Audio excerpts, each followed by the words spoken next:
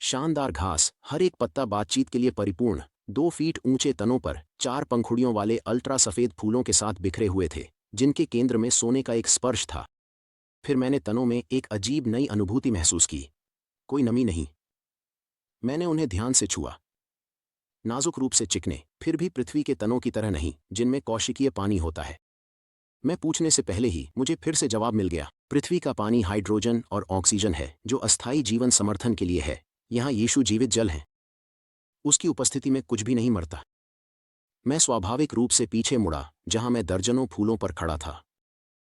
कोई भी झुका या चोटिल नहीं था। फिर मैंने देखा कि जैसे ही मैं घास और फूलों पर कुछ और कदम बढ़ाता हूं, मेरे पैर कैसे चलते हैं।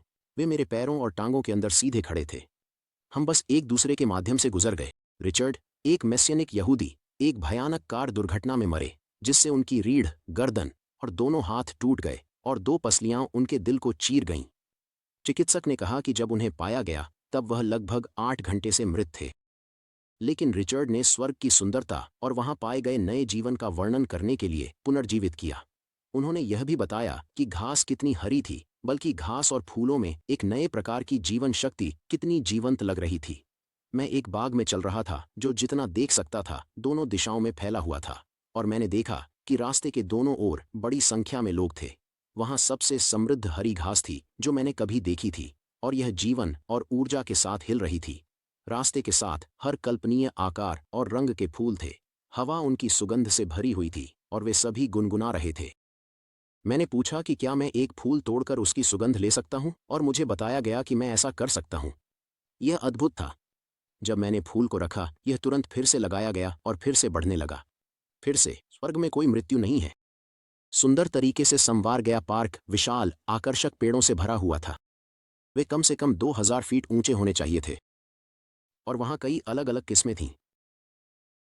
कुछ मुझे पता थे, दूसरों के बारे में मुझे नहीं पता था कि वे किस प्रजाति के थे।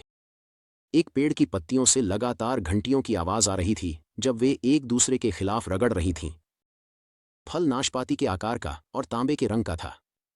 जब मैंने इसे तोड़ा तो तुरंत उसके स्थान पर एक और फल उगाया। जब मैंने फल को अपने होंठों से छुआ, यह वाष्पित हो गया और सबसे स्वादिष्ट चीज में पिघल गया जो मैंने कभी चखी थी। जीवित पानी। मुझे पानी बहुत पसंद है। मुझे महासागर बहुत पसंद है। सेलिंग, सर्फिंग, स्कूबा डाइविंग, मुझे ये सब बहुत पसंद है। तो जॉन के स्वर्ग की प्रकृति के बारे में एक बयान हमेशा मुझे परेशान करता रहा है। फिर मैंने एक नया स्वर्ग और एक नई पृथ्वी देखी, क्योंकि पहला स्वर्ग और पहली पृथ्वी समाप्त हो चुके थे, और वहां अब कोई समुद्र नहीं था। नहीं, कोई समुद्र नहीं। मैं निराश था। लेकिन जितना मैंने इस बारे में सोचा, जॉन शायद शाश्वत स्थिति पर कोई बयान नहीं दे रहे थे, बल्कि बस वही देख रहे थे जो उनके दृष्टि में वहां नहीं था। आखिरकार जॉन कई सालों तक पटमोस द्वीप पर कैद में थे। समुद्र उनकी जेल की कोठरी थी। जो हम जानते हैं वह यह है कि स्वर्ग में पानी है, जीवित पानी। आयन मैककॉर्मिक, एक न्यूजीलैंड का सर्फर जो रात में डाइविंग करते समय मर गया, ने अपनी एनडीई के दौरान इस अद्भुत सुंदरता के स्थान पर पानी देखा। घास के मैदान के बीच से मैं एक क्रिस्टल साफ धारा को देख सकता था जो परिदृश्य के पार पेड़ों के दोनों किनारों के साथ लिपटी हुई थी। मेरे दाईं ओर दूर पहाड़ थे और ऊपर का आसमान नीला और साफ था। मेरी बाईं ओर हरे भरे पहाड़ी और फूल थे जो खूबसूरत रंगों में चमक रहे थे। स्वर्ग। मुझे पता था कि मैं यहाँ का हूँ। मुझे ऐसा लगा जैसे मैं पहली बार जन्मा हूँ। मेरे हर हिस्से को पता था कि मैं घर पर हूँ। जॉन ने प्रकाशित वाक्य में भी लिखा है। फिर स्वर्गदूत ने मुझे जीवन के पानी की नदी दिखाई, जो क्रिस्टल की तरह साफ थी, जो भगवान और मेमने के सिंहासन से बहती हुई शहर की बड़ी सड़क के बीच से गुजर रही थी। प्रकाशित वाक्य 22 का पद 1। कई एनडीयर्स ने नदियों, झरनों, एक समुद्र का जिक्र किया है, लेकिन केवल मार्व बेस्टमैन और कुछ अन्य लोगों ने नावों का जिक्र किया है। यह सामान्य एनडीई से एक अपवाद हो सकता है, लेकिन एक ऐसा व्यक्ति जो नाव चलाना पसंद करता है, मैं इस पर भरोसा कर रहा हूँ। लगभग 60 गज दूर मेरे सामने के दृश्य के बीच बाईं ओर कुछ पुराने मछली पकड़ने की नावें थीं जो एक विशाल लहराते झील के किनारे पर खींची गई थीं। नावें पुरानी और उम्रदराज लग रही थीं, न कि चिकनी और चमकदार जैसे नावें जो हम मिशिगन झील पर तेजी से दौड़ती हुई देखते हैं। वे एक रेतीले, चट्टानी समुद्र तट पर लेटे हुए थे। झील का नीला रंग स्वर्ग के आसमान की छाया की तुलना में गहरा और कम चमकीला था, और सतह पर कुछ हल्की लहरें थीं, जैसे एक महासागर या ग्रेट लेक्स में। मैं दूसरी तरफ नहीं देख सका। कल्पना करो अगर एलियंस न्यूयॉर्क राज्य में उतरें।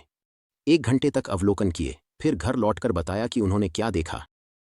कुछ लोग कहेंगे कि पृथ्वी हर जगह ऊंची इमारतों से भरी हुई थी। एक और एलियन मेट्रो में उतरेगा और रोशनी में बाहर आकर कहेगा कि पृथ्वी एक अंधेरा सुरंग है जो चमकदार इमारतों की ओर जाती है। कुछ लोग सेंट्रल पार्क में उतर सकते हैं और सुंदर घास, पेड़ और बागों के बारे में बात कर सकते हैं, जबकि अन्य जो न्यूयॉर्क के उत्तरी हिस्से में उतरेंगे वे पेड़ से ढके पहाड़ियों पर पीले और नारंगी पतझड़ के पत्तों का वर्णन करेंगे।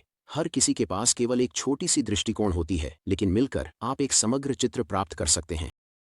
मुझे लगता है कि यही नज़दीकी मृत्यु के अनुभव एनडीईज हमें दे रहे हैं, और जो अद्भुत है वह यह है कि वे कितना कुछ बता रहे हैं जो यीशु और नबियों ने पहले ही शास्त्रों में हमें बताया है। जब मैं ये शब्द लिख रहा हूँ, मैं लॉस एंजलिस के ऊपर पहाड़ों में एक कला सम्मेलन टेरा नोवा न्यू अर्थ में हूँ। इस खुरदरे पहाड़ी घाटी की अद्भुत सुंदरता इंद्रियों को लुभाती है। काश मेरा बेटा यहाँ होता, क्योंकि हम इसे साथ में खोजते। कितना अद्भुत होगा जब मेरा बेटा और मैं एक ऐसी सृष्टि के अद्भुत चीज़ों की खोज कर सकेंगे जो पृथ्वी की सुंदरता को फीका कर देती है।